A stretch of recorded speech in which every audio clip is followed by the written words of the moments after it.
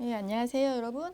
저는 미용사 일반 필기 한 권으로 끝내기 저자 이진영입니다. 여러분들과 오늘 미용 이론에 대해서 공부해 보도록 할 건데요. 지금 수업 시작하겠습니다, 여러분. 보시면 첫 번째 미용 정의에 대해서 저희 공부하도록 할게요.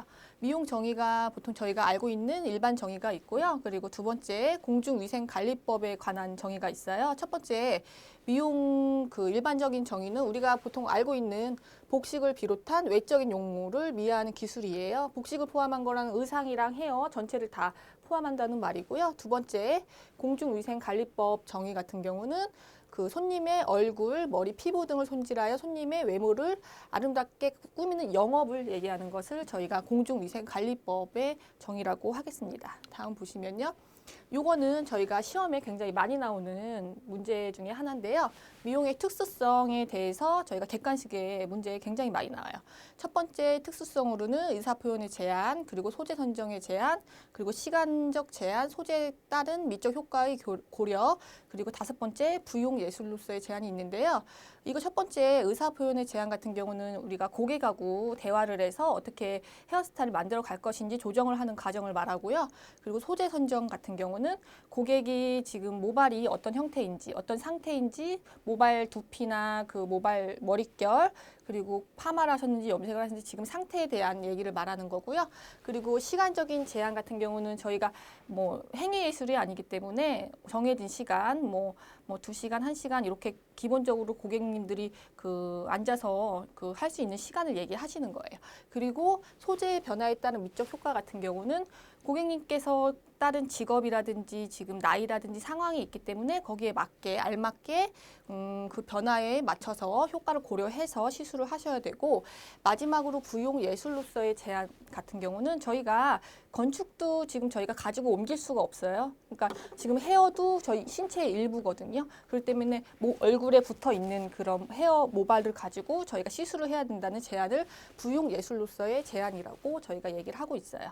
그리고 네 번째 미용의 순서, 이것도 굉장히 시험에 자주 나오는데요. 이게 순서가 첫 번째 소재, 구상, 제작, 보정이 있어요.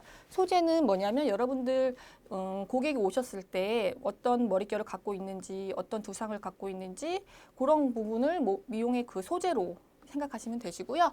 그리고 구상은 고객하고 같이 의견을 조율해서 고객이 원하는 바, 어떻게 헤어스타일을 하실 건지 뭐 이렇게 상담을 하시면 어떻게 들어가실지 디자이너가 구상을 하는 것을 구상이라고 얘기하고요. 제작은 그걸 토대로 여러분들 그 고객이 원하는 걸 디자이너가 커트 또는 파마, 염색을 시술하는 걸 제작이라고 합니다.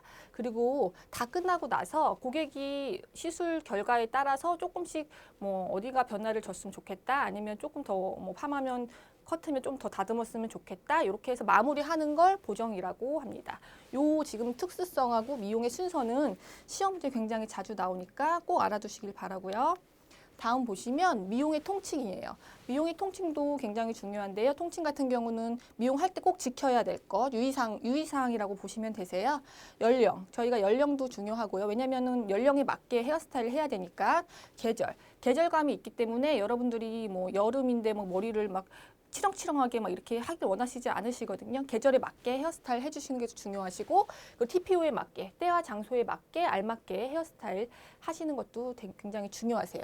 그 유의사항이 위에서 같이 언급된 부분인데요. 장소, 연령, 직업, 계절, 그리고 그 사람의 얼굴 형태나 얼굴 모습, 그리고 그 사람의 특성. 요거를 고려하는 게 전체적으로 저희가 말하는 유의사항, 그리고 통칭에 대해서 지금 말씀드리고 있습니다. 요거 굉장히 중요해요, 여러분. 다음 보시면요. 그리고 미용인의 올바른 자세에 대해서 저희가 알아볼게요. 이것도 문제로 굉장히 많이 나오는데요. 작업할 때 저희가 그 시술 대상이 심장 위치에서 시술을 하셔야 돼요. 그러니까 고객님이 여기 계시면 제가 그 심장 위치랑 평행이 되게 시술하시면 되고요. 서서 작업함으로 근육의 부담이 적게 각 부분의 밸런스를 배려해서 그리고 시술하시면 되고, 그리고 이게 저희가 굉장히 지금 서서 일하고 에너지 소비가 굉장히 많아요.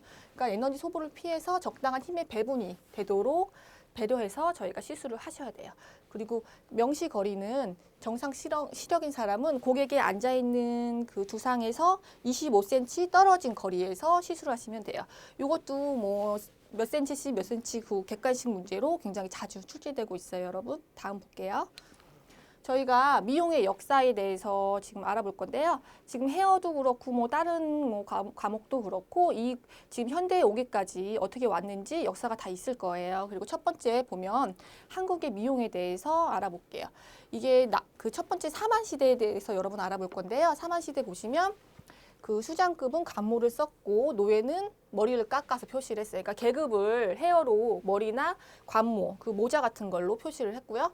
그 마한의 남자는 결혼 후 상투를 틀었어요. 그리고 마한과 변환에서는 그 글씨를 새기는 문신을 했어요.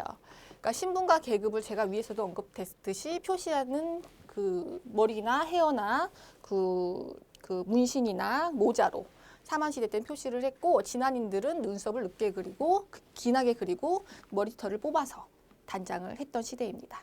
다음 보시면 고구려 시대 때인데요. 여러분 그 두 발을 따서 정수리에 둥글게 고정시키는 머리 모양이 얹은머리, 그리고 쪽머리는 그 뒤통수에 낮게 머리를 튼 거고요. 그리고 풍기명 머리는 양쪽 귀밑에 머리를 늘어뜨린 머리예요. 그리고 증발머리 같은 경우는 뒷머리에 낮게 묶은 머리인데 지금 머리 형태가 4가지가 나와 있어요, 여러분. 요게 지금 다른 시대의 머리 형태랑 해서 객관식으로 많이 나오는 경우가 있으니까 외워주시면 되겠고요.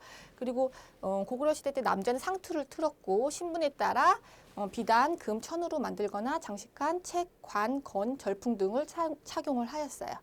그리고 간모에 새깃을 꽂아서 조우관으로도 그 신분을 표시를 했던 시대입니다.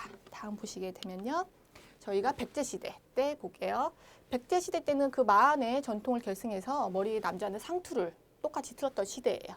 그리고 여자인 경우 결혼을 하게 되면 두 갈래로 머리를 따 올라서 쪽머리, 처녀는 댕기머리로 그렇게 했던 시대고요. 여기는 이제 상류추 같은 경우는 가채. 가채 같은 경우는 가발같이 이렇게 머리 위에다 올리는 걸 가채라고 얘기하시면 돼요. 그리고 여기서는 이제 일본에서 화장 기술을 전파받았어요. 그래갖고 화장 기술이 굉장히 많이 발달한 시대입니다. 다음 보시면 저희가 신라 시대에 대해서 여러분 알아볼게요. 신라 시대는 가채를 사용하였기 때문에 장발, 머리 긴 그 장발의 처리 기술이 매우 뛰어났어요. 모발형으로 신분과 그 사람의 위치를 나타냈고요. 얼굴 화장에는 백분과 연지, 눈썹 등이 사용되었어요. 그리고 삼국시대 중에 그 신라 같은 경우는 남자도 화장을 하였으며 향수하고 향료의 제조가 활발히 되었던 시기입니다. 그리고 다음 통일신라 시대 여러분 보시게 되면요.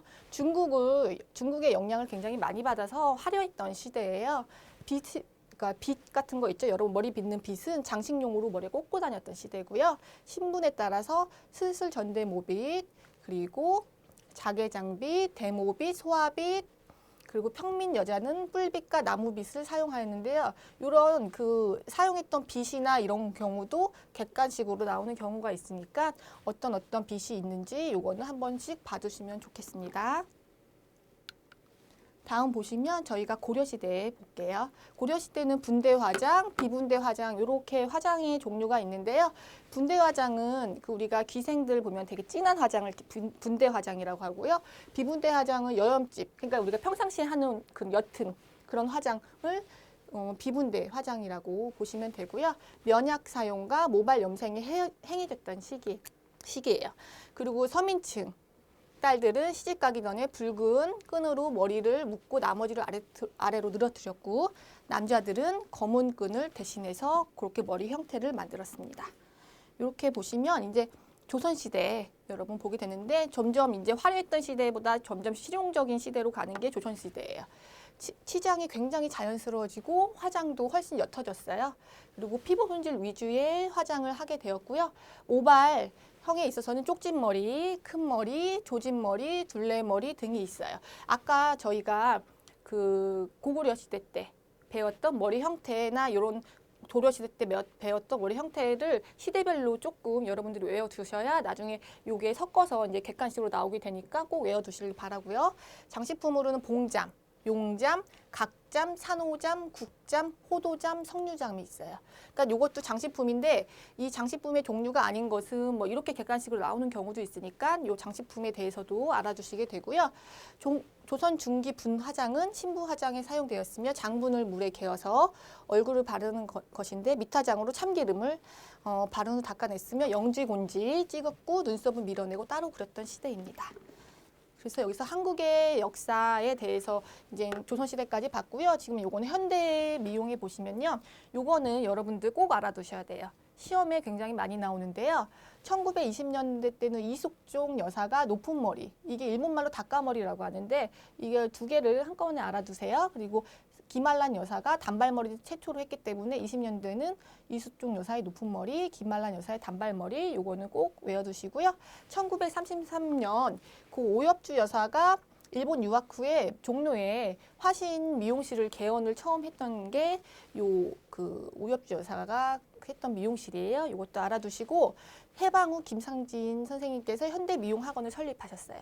그리고 6.25 사변 후 권정희 선생님께서 정화미용고등기술학교를 설립하셨거든요. 이게 현대 미용인데 요 네 가지는 꼭 외워두셨으면 좋겠습니다. 다음 보시면 외국의 미용에 대해서 여러분 알아볼게요. 먼저 중국의 미용 보시면 액황. 액황은 뭐냐면 이마에 발라 입체감을 주고 그 홍장 같은 경우는 백분을 바른 후 연지를 바르는 걸 홍장이라 그래요. 그리고 이거 보시면 그 현종 시대 때 그 10가지 눈썹 모양을 나타낸 신미도를 그리게 했던 시대이기도 합니다. 요 중국의 미용에 대해서는 요 정도 알아두시면 되고요. 고대 미용 보시면 이 이집트 시대는 굉장히 중요해요. 시험에 거의 매번 나온다고 보시면 되고요. 이집트 시대 때는 모발을 밀고 가발을 만들어 착용했던 시기라서 가발을 처음 착용했던 시기라고 보시면 되고요. 흑색 모발을 다양하게 보이기 위해서 헤나를 사용해서 머리 염색을 했던 시기예요. 화장법으로는 흑색과 녹색을 사용한 치장을 많이 했던 시기고 여기는 화장품 향수 제조 기법을 가지고 있었어요. 그러니까 이집트 시대 때에 대한 특징들을 여러분 꼭 외워두시기 바랍니다. 다음 보시면 그리스 시대 때 보시면 모발을 자연스럽게 묶은 고전적인 스타일. 그리스 시대 때 여러분 뭐 영화나 이런 데 많이 보셨죠? 전문 결발사, 머리를 하는 사람이에요. 머리 자르거나 머리 하는 사람이 생기면서 이용원, 이발소 처음 생겨났던 시기가 그리스예요. 로마 같은 경우는 머리가 되게 굉장히 부드러운 웨이브나 컬을 나타내는 손질 방법이 발달했어요. 그리고 탈색과 염색도 했던 시기고 향료에 알코올을 첨가해서 향수를 제조했던 시기입니다. 그리고 중세 미용 보시면 이 프랑스 보시면 캐서린 오브 메디시 여왕이 근대 미용의 기반을 마련했던 사람이에요. 이것도 가끔씩 객관식에 같이 나오는 경우도 있는데 알아두시고요. 17세기에 전문 미용사들이 출연하였으며 17세기 초 파리에서 남자 결발사가 그러니까는 뭐 이때까지 뭐 위에는 결발사가 생기는 남자로는 최초로 나와서 17세기에 프랑스 파리에서 남자 결발사가 나타났고 프랑스 같은 경우는 여러분 아시겠지만 뭐 향수가 많이 발달되어 있잖아요. 18세기 오데 고롱이 발명되었습니다.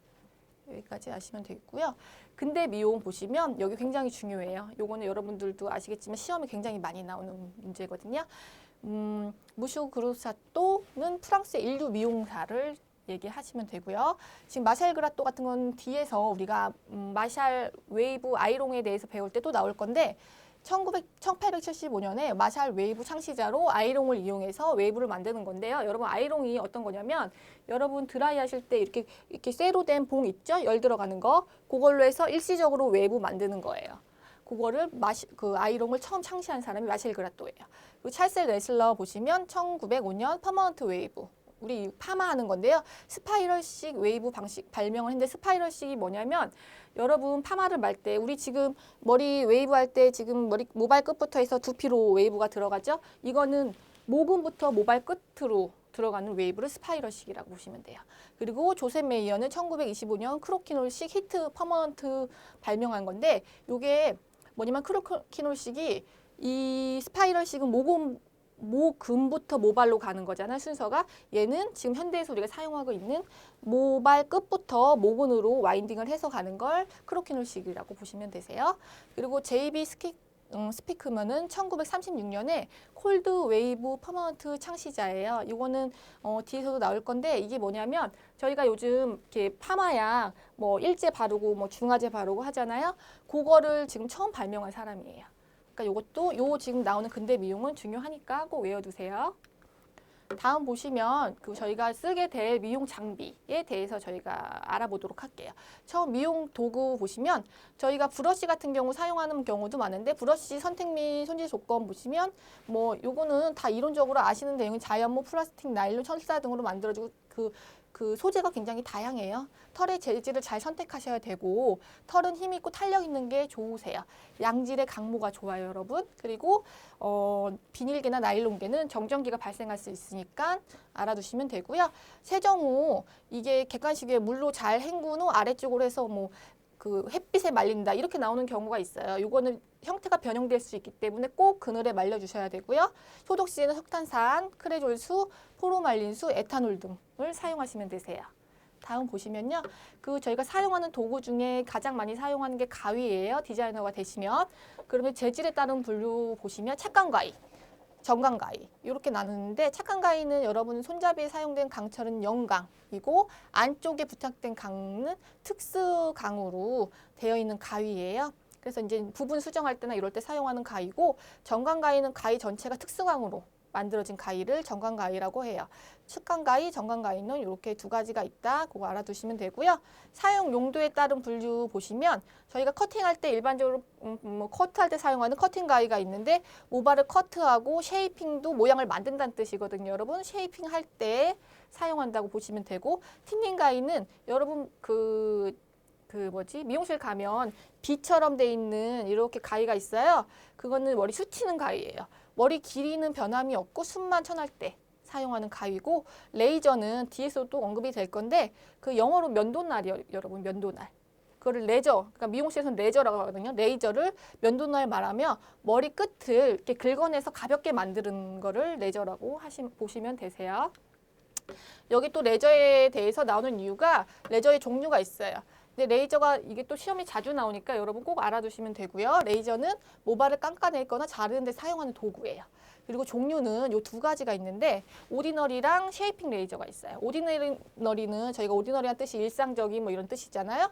오디너리 레이저는 일상용 레이저인데 이게 시간상 빠르게 시술할 수 있지만 두 발을 자르거나 지나치게 많이 자르거나 그 시술자가 초보자인 경우는 다칠 우려가 있기 때문에 오디너리는 그 시술자가 초보자에게 부적합한 레이저예요. 요건 꼭 알아두셔야 돼요. 그리고 쉐이핑 레이저는 말 그대로 쉐이핑이 제가 뭐라 그랬죠? 그 모양을 내는 거라 그랬죠? 쉐이핑 레이저는 초보자에게 적합하고 위험은 적으나 작업 속도가 느려서 능률적이지가 못해요. 그러니까 요 두 가지는 꼭 알아두세요. 이것도 시험에 자주 나와요. 그 레이저 선택과 손질법 보시면 날 등과 날 끝이 평행하여야 되고 일정한 두께와 균일한 곡선으로 만약에 그렇게 잘못되게 되면 모발이 일정하게 잘리지가 않겠죠. 그리고 레이저 사용 후에는 사람마다 한 번마다 그 한 사람 사용하면 바로바로 바꿔주셔야 돼요. 근데 이게 또 객관식에 뭐 2번 사용 후 3걸로 바꿔준다, 뭐 10번 사용 후 3번으로 바꿔준다, 그러면 이거 틀린 답이에요. 소독한 것으로 바꿔야 돼요. 3사람마다. 그리고 석탄산수, 크레졸, 포르말린, 에탄올, 역성 비누 등을 사용해서 소독하셔야 돼요. 다음 보시면 저희가 클리퍼, 여러분들이 일명 자주 하는 용어로 일상적인 걸 바리깡이라고 한 남자들 커트할 때 쓰는 거 보시면 남자 커트나 여성의 짧은 머리 커트 시에 사용돼요. 커트 시 모발의 단면을 직선으로 자르거나 헤어라인 깔끔하게 정리할 때 사용하는 기구입니다. 그리고 아이롱, 앞에서 우리가 배웠던 거 마셸 그라또 아이롱 창시하는 사람이에요. 그러면 열을 저희가 120에서 140 이것도 문제에 많이 나와요. 이용하여 모발의 구조에 일시적으로 변화를 주어 웨이브를 주는 거예요. 이거는 영구적인 파마가 아니고 여러분들 집에서 드라이 하는 것처럼 그 아이롱 그 동그란 걸로 열 줘서 웨이브 만들어주는 일시적인 웨이브예요. 그루브와 프롱이 정확하게 맞아야 하고 아이롱은 프롱과 핸들의 길이가 균일하여야 좋은 새로 만든 사용이 좋고 용이합니다. 그리고 여기 첫 번째 프롱은요 뭐냐면 둥근 모양으로 그루브 사이에 모발을 껴서 형태를 만든 거예요. 여러분 앞에 제가 잠깐 뒤에 보여드리면 요게 여러분 저희 아이롱 많이 보셨죠? 집에서도 지금 많이 쓰고 있는데 이게 동그란 게 프롱이라고 보시면 되고요. 그리고 그루브 같은 경우는 홈이 파져 있는 부분이며 프롱과의 사이에 모발을 끼워 형태를 만드는 거예요. 이게 동그랗게 머리를 감아주면 얘가 이걸 덮어서 홈에 모발을 끼워서 웨이브를 만드는 거고, 핸들 같은 경우는 손잡이 부분을 말해요. 여러분 요 아이롱에 대해서는 굉장히 출제가 많이 돼요. 프롱하고 그루브 이런 거 알아두시고 이 저기 왜 그 아이롱의 어떤 구조인지 이런 명칭도 알아두시기 바랍니다. 그리고 다음 보시면 미용 기기에 대해서 알아볼게요. 저희가 미용 기기는 앞에서도 굉장히 언급됐던 부분인 헤어 드라이기. 여러분들 요거는 집에서 실용적으로 사용하시는 부분인데 모발을 건조할 때 사용하면서 원하는 헤어스타일을 할 때 사용하여 모근의 흐름을 만들 수 있어요. 보시면 모발에 열을 주는 효과도 있고 미용 시술 시 작업을 촉진시키는 역할도 하기도 합니다. 그리고 헤어 아이롱. 계속 똑같은 거 언급되고 있죠. 1875년 마셸 그레또 개발해왔고 120에서 140도 고열을 이용해서 일시적으로 원하는 웨이브를 만들 때 사용하는 건데 이거는 중요하니까 자주 앞에서도 언급된 게 나오는 거니까 여러분 꼭 알아두세요. 헤어 스티머 보시면 저희가 미용실 가면 그 이렇게 대고 있으면은 하얀색 그 스팀 같은 거 올라오게 하는 경우가 있는데 그게 고온에서 180에서 190 정도의 스팀이 분무되면서 모발에 약액을 침투시켜 펌이나 트리트먼트 촉진시키는 역할을 하는 거예요. 그리고 모공을 열어주면서 피부 조직 이완시키고 두피 관리, 각질 관리에도 효과가 도움이 되는 그런 기구를 말합니다. 다음 보시면 헤어 샴푸 및 저희가 컨디셔너에 대해서 알아볼게요. 여러분 저 일상적으로 샴푸는 맨날 하시고 계시잖아요. 샴푸에 왜 샴푸를 해야 되는지 샴푸의 목적에 대해서 알아볼게요. 첫 번째가 저희가 모발에 두피 하루 정도 지나면 피지나 이물질이 있기 때문에 두피 먼지, 비듬, 이물질 제거하고 청결함과 상쾌함을 유지하는 목적이 있어요. 그리고 두피에 저희가 뭐 손으로 마사지 하니까 두피 혈액순환, 신진대사 잘 되게 해서 모발 성장에 도움을 주기도 합니다. 그리고 샴푸의 성질을 보시면 샴푸의 성질은 여러분 기본적으로 우리가 때나 비듬이나 먼지나 이물질을 제거해야 되기 때문에 지금 세정성을 갖고 있어야 돼요. 그리고 거품이 풍성하게 나셔야 되고 이게 또 맨날 저희가 사용하는 제품이기 때문에 인체에 안 좋으면 안 되겠죠. 인체에 안전하고 유연성과 윤기를 주셔야 돼요. 그리고 pH가 약상성 또는 중성이어야 저희 모발 손상이 적어요. 이렇게 알아두시면 돼요. 이것도 알아두세요, 여러분. 두시고 저희가 헤어 샴푸의 종류에 대해서 알아볼게요. 헤어 샴푸가 크게 웨트 샴푸와 스페셜 샴푸가 있어요. 웨트 샴푸가 말 그대로 여러분 영어의 웨트 샴푸가 젖었다는 소리예요. 그래서 말 그대로 물을 사용한 샴푸고 스페셜 샴푸는 그냥 여러분 머리가 뭐 손상됐다든지 머리가 다공성모라든지 그런 염색이나 이런 거에서 많이 상했다든지 했을 때 사용하는 특수한 샴푸를 스페셜 샴푸라고 하세요. 그러면은 웨트 샴푸에는 어떤 게 있냐면 우리가 요거 시험 문제 굉장히 많이 나와요. 플레인 샴푸. 말 그대로 일반적인 샴푸예요. 영어 뜻 그대로 일반적인 샴푸를 말하고 중성세제, 비누 등을 사용해 세척하는 것이고요. 모발을 자극하지 말고 두피 마사지 하듯이 지문을 이용해서 여러분 손톱 이렇게 이용하시면 안 되고 이 지문을 이용해서 시술을 하셔야 되는 샴푸가 웨트 샴푸 중에는 플레인 샴푸라고 보시면 되고요. 그리고 여러분 스페셜 샴푸는 뭐가 있냐면 이게 제가 특수한 샴푸라고 그랬죠. 그중에 에그 샴푸는 우리가 그 예전에 어머님들이 막 머리에다 마요네즈 바르고 막 그 뭐지? 그 계란 같은 거 그게 아주 효과가 없는 얘기는 아니에요. 그게 단백질 성분이기 때문에 건조한 모발 여러분 염색 파마하면 머리가 굉장히 푸석푸석하죠. 노화가 많이 되고 그렇기 때문에 손상을 된 모발에 그 영양을 주기 위해 사용하는 샴푸를 저희가 에그 샴푸라고 그러고요. 그리고 핫 오일 샴푸는 말 그대로 그 오일을 사용한 샴푸인데 펌이나 염색 등으로 화학약품으로 건조해진 두피와 모발에 지방을 그러니까는 공급해주는 샴푸예요. 그리고 모근을 강화시켜주는 샴푸. 그러니까 요거는 알아두시면 되고 드라이 샴푸 보시면 물을 사용하지 않은 샴푸예요. 말 그대로 파우더 드라이 샴푸가 있고 에그 파우더 드라이 샴푸가 있어요. 파우더 드라이 샴푸 같은 경우는 카올린, 붕사, 탄산마그네슘 섞은 분말 사용해서 지방성 물질을 흡수하는 샴푸예요. 물 사용하지 않고 그냥 그 머리 위에서 그 하얀색 그 약액을 해서 분말을 섞어서 샴푸하는 거고요. 에그 파우더 드라이 샴푸 같은 경우는 벤젠이나 알코올 등 휘발성 용제를 사용한 샴푸를 얘기합니다. 보시면 샴푸제 선택 이거 보시면 이것도 저기 문제에 많이 나와요. 여러분 정상적인 상태에서는 저희가 뭐 플레인 샴푸 하면서 정상 모발은 알칼리성 샴푸로서 합성세제로서 pH 7.5에서 8.5 정도 이면서 산성 샴푸제는 여러분 pH가 4.5 정도예요. 그리고 비듬 있는 상태 같은 경우는 약용 샴푸제나 항비듬성 샴푸제, 뭐 덴트로포 샴푸제라고 하죠. 사용하여 건성용과 지성용이 있어요. 그리고 지성, 떡지고 막 오일 많은 오일리한 상태, 그건 중성세제나 합성세제 타입의 샴푸제를 사용하면 되고요. 그리고 여러분 그 염색한 모발, 머리 많이 상하고 막 푸석푸석한 모발에는 pH가 낮은 산성 샴푸제나 그 모발에 자극을 주지 않는 논 스트리핑 샴푸제, 이것도 굉장히 나와요. 산성 샴푸제를 사용하는 이유는 그 저희 모발이 그 중성이에요, 약산성이에요. 근데 이제 그 염색이나 파마약이 그 알칼리예요, 강해요. 그러니까는 그게 여러분 많이 시술을 하다 보면 모발이 중성이어야 되는데 알칼리화가 돼서 모발이 많이 푸석푸석해지거든요. 그러면 산성 샴푸제 써서 중화시켜주면 모발이 이렇게 중성으로 중화가 돼서 모발 뭐 손상된 거나 이런 거를 조금 보완을 해주는 역할을 해요. 그리고 다공성 모 같은 경우는 극손상으로 큐티클층이 전혀 없어요. 모발이 다 구멍이 뻥뻥뻥 뚫린 모발을 말하고요. 모발 속에 간축 물질이 유출되어서 비어있는 상태이므로 케라틴과 단백질, 콜라겐, 모발과 유사한 성분들을 넣어서 모발을 보호해주는 샴푸제를 말합니다. 다음 보시면 샴푸 시 주의사항에 대해서 여러분 알아볼게요. 샴푸 시 사용하는 온도는 38도에서 40도예요. 모발이 단백질로 되어 있어요. 너무 뜨거운 물로 샴푸하게 되면 영양분이 많이 빠져나가서 안 좋고요. 손톱을 짧게 하셔야 돼요. 손톱으로 두피 마사지 하시면 안 되고 제가 앞에서 말씀드렸듯이 지문으로 마사지 해주시면 되고요. 액세서리는 착용하지 않고 여기 아까 처음에 얘기했듯이 두피 긁지 않고 지문으로 하셔야 되고요. 펌머나 염색 전에 그 미용실에 샴푸하러 갔을 때 막 세게 안 하잖아요. 약액이 두피나 이런 데 닿을 수 있기 때문에 그게 굉장히 자극이 돼서요. 자극을 주지 않고 부드럽게 해주셔야 되고 샴푸제는 적당량 사용하셔야 되고요. 모발을 너무 문지르면 모표피가 손상이 될 수 있으므로 부드럽게 세심하게 주의가 필요합니다. 보시면 헤어 컨디셔너, 우리 여러분 아는 그 린스를 헤어 컨디셔너라고 해요. 헤어 컨디셔너의 목적은 모발에 엉키는 거 방지하고 윤기를 주면서요. 정전기 방지해주고 유수분을 주어서 영양을 공급하는 역할을 합니다.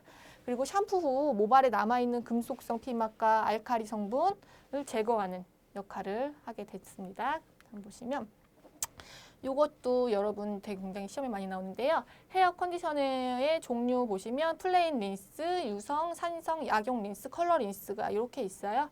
플레인은 앞에서도 봤듯이 그냥 제일 일반적인 우리가 그냥 늘상 하는 린스를 플레인 린스라고 하는데 38도에서 40도씩 연수 사용하시고 이게 우리가 파마를 하게 되면 일제를 씻어내는 중간 린스로도 사용이 돼요. 이게 지금 시험 문제에 뭐 펌 일제를 사용하는 린스는 어떤 것인가, 뭐 플레인 린스, 유성 린스, 산성 린스 이렇게 있는데 만약에 이렇게 나올 경우 플레인 린스가 정답이에요, 여러분.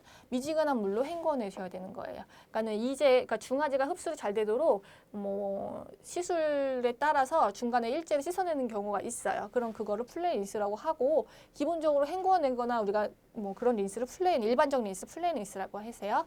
그리고 유성 린스는 펌, 염색, 탈색 등으로 건조해진 모발에 유분을 공급하는 오일 린스, 크림 린스를 얘기해요. 앞에서도 저희가 얘기했던 부분이죠. 그리고 산성 린스 같은 경우는 펌 시술 전에 사용은 피해야 돼요. 그리고 알칼리 성분, 제가 앞에서 말씀드렸듯이 성분을 중화시켜서 금속성 피막 제거에 효과적이고요. 산성으로는 린스는 레몬, 비니거, 구연산, 린스 등이 있어요. 다 이게 산인데 비니거는 영어로 식초예요, 여러분. 이렇게 알아두시면 되고요. 약용 린스는 비듬과 두피 질환에 효과적인 린스예요. 그래서 살균 및 소독 작용이 있고요. 그리고 물질을 배합해 만든 린스제를 사용하고 모발과 두피에 발라 두피 마사지 1분 정도 해야 효과가 있습니다. 그리고 컬러 린스 같은 경우는 그 예전에 여러분들 지금은 많이 사용 안 하는데 좀 샴푸할 때 컬러 샴푸라는 린스 있으면 색깔 일시적으로 살짝 뭐 붉은 톤이나 이렇게 변화주는데 나중에 또 샴푸하면 또 없어지는 착색 효과를 일시적으로 주는 린스를 컬러 린스라고 합니다. 다음 보시면 저희가 헤어 커트의 종류 및 특징에 대해서 알아볼게요. 웨트 커트 앞에서 얘기할 때 뭐라 그랬죠? 물에 젖은 거를 웨트라 그랬어요. 젖은 상태. 웨트 커트는 물에 젖어서 그 물을 뿌려놓은 상태로 커트하는 방법이에요. 그리고 말 그대로 드라이 커트는 건조한 상태에서 커트하는 거. 프레 커트는 이것도 문제 많이 나오는데 프레가 FRE, 미리 전에 이런 뜻이에요. 그러니까는 퍼머 시술 전에 스타일에 가깝게 사전에 미리 해놓는 커트를 프레 커트라고 해요. 그리고 애프터 커트는 퍼머 시술 후에 하는 커트인데 프레 커트하고 뭐 파마하고 났는데 조금 마음에 안 든다 아니면 조금 어디 수정을 하게 될 경우는 애프터 커트를 여러분 하시는 거예요. 요거 기본적인 커트의 개념 아시고요. 그리고 헤어 커트의 시술 보시면 1번 블런트 커트가 있어요. 요거는 똑같은 뜻으로 클럽 커트라고도 하고 클럽 커팅이라도 하고요. 요거는 중요해요. 특별한 기교 없이 우리가 미용실 가서 그 가위도 블런트 가위라고 그래요.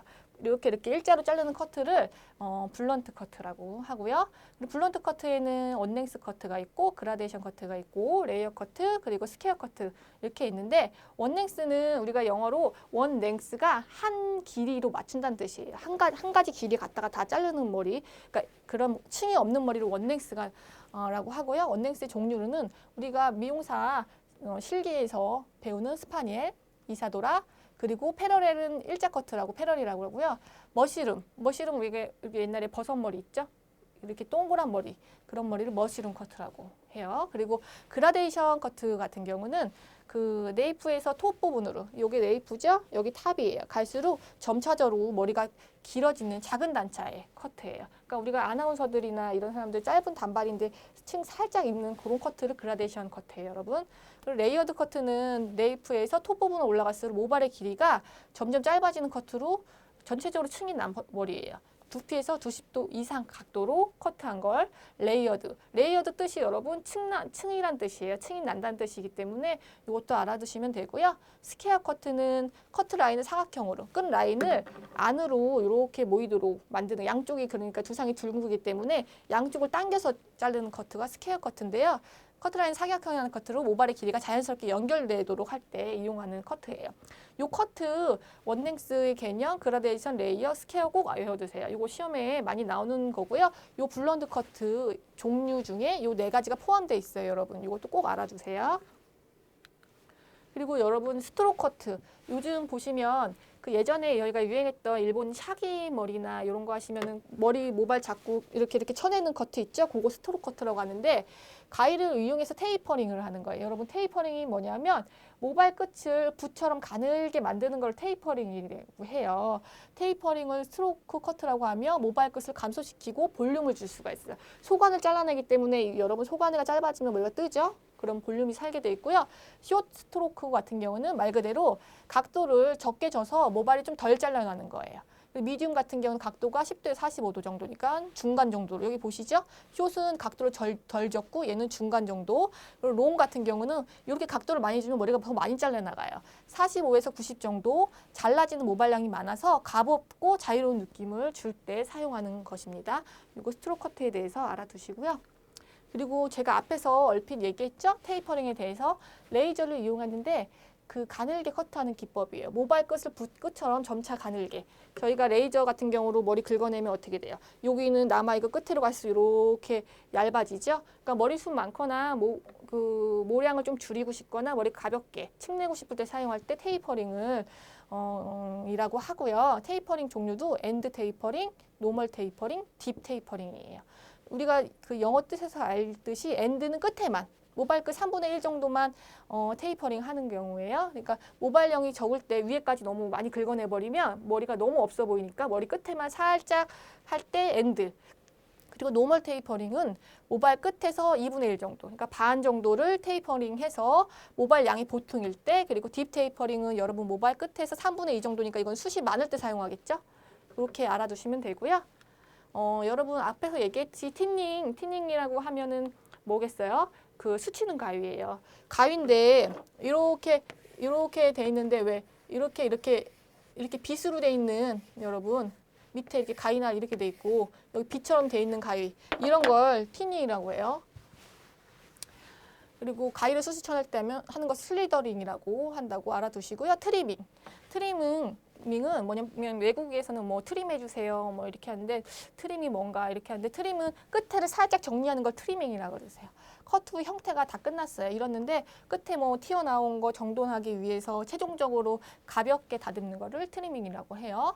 그리고 싱글링은 여러분 싱글링 많이 들어보셨죠? 시저볶음이라고도 하는데 싱글링은 남자 커트할 때 보시면 여기 빗이랑 가위 대고 이렇게 올라가면서 머리를 짧게 자르는 거. 가위나 클리퍼를 이용해서 짧게 하기도 하고 그 크라운 올라갈수록 가위랑 빗을 대서 올라가는 것을 여러분 싱글링이라고도 합니다. 요거 싱글링은 좀 시험에 나오는 경우가 있거든요. 좀 알아두시고요. 그리고 클리핑 보시면 제가 앞에서 클리퍼에 대해서 말씀드렸죠. 클리퍼로 자르는 거를 클리핑이라 그래요. 남자분들 그 클리퍼나 가위로 삐져나온 모발, 이게 튀어나온 거 제거하는 기법을 클리핑이라고 합니다. 저희가 오늘 많이 수업 나갔는데요. 저희가 지금 헤어 커트까지 이렇게 해서 오늘 강의는 여기까지 마무리하도록 하고요. 다음 시간에 찾아뵙도록 하겠습니다. 여러분 감사합니다.